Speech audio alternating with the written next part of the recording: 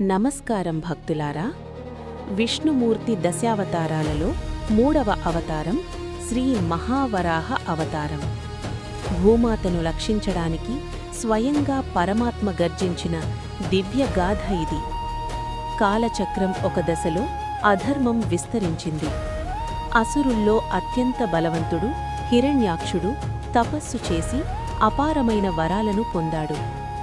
అహంకారంతో అతడు 3 లోకాలపై దండయాత్ర చేశాడు. దేవతలను ఓడించాడు. ఇంద్రుని సింహాసనం కదిలింది. లోకాలన్నీ భయంతో వణికిపోయాయి. అహంకారం అతని హృదయంలో నిండిపోయింది. ఈ సృష్టి అంతా నా ఆధీనంలో ఉండాలి అని అతడు గర్జించాడు. భూమాతను పట్టుకొని విశాల సముద్ర గర్భంలోకి నెట్టివేశాడు. భూమాత ఆ మహాసముద్ర గర్భంలో మునిగిపోయింది. సృష్టి అంతా ఆగిపోయింది. లోకాలు చీకటిలో మునిగిపోయాయి. దేవతలందరూ సృష్టికర్త అయిన బ్రహ్మదేవుని వద్దకు వెళ్లి మొరపెట్టుకున్నారు. ప్రభో, భూమి లేకపోతే జీవం ఎలా కొనసాగుతుంది అని ప్రార్థించారు.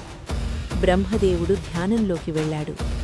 ఆ సమయంలో ఒక అద్భుతం జరిగింది.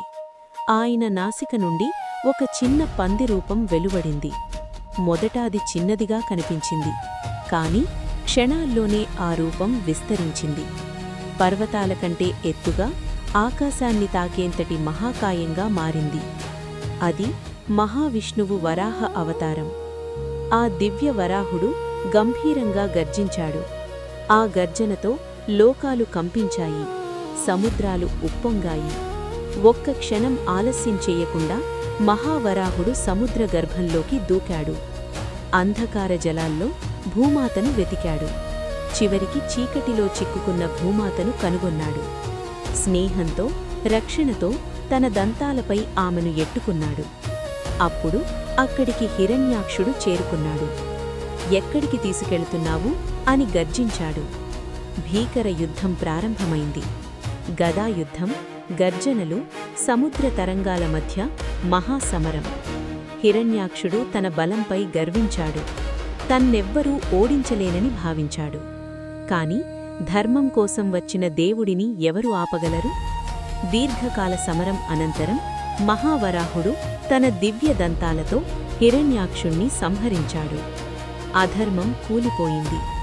అహంకారం అంతమైంది. తరువాత మహావరాహుడు భూమాతను సముద్రం నుండి పైకి తీసుకొచ్చాడు. ఆమెను తిరిగి తన స్థానంలో ప్రతిష్ఠించాడు. లోకాలు వెలుగులతో నిండిపోయాయి. దేవతలు స్తోత్రాలు గానం చేశారు. పుష్పవర్షం కురిసింది. ధర్మం మళ్లీ స్థాపితమైంది. ఈ వరాహ అవతారం మనకు చెప్పే సందేశం స్పష్టంగా ఉంది. అహంకారం ఎంత పెద్దదైనా అది శాశ్వతం కాదు. ధర్మం ఎప్పటికైనా గెలుస్తుంది. సృష్టిని కాపాడడానికి దేవుడు ఏ రూపమైనా దాల్చుతాడు. భూమి రక్షణ మనందరి బాధ్యత. ఇది శ్రీ మహావరాహ అవతారం యొక్క దివ్యగాథ. మళ్ళీ ఇంకో భక్తి కథతో కలుద్దాం. ఈ వీడియో మీకు నచ్చితే లైక్ చేయండి. ఓం శ్రీ భక్తి ఛానల్ను సబ్స్క్రైబ్ చేయండి. మళ్ళీ ఇంకో భక్తి కథతో కలుద్దాం. ఓం నమో నారాయణాయ.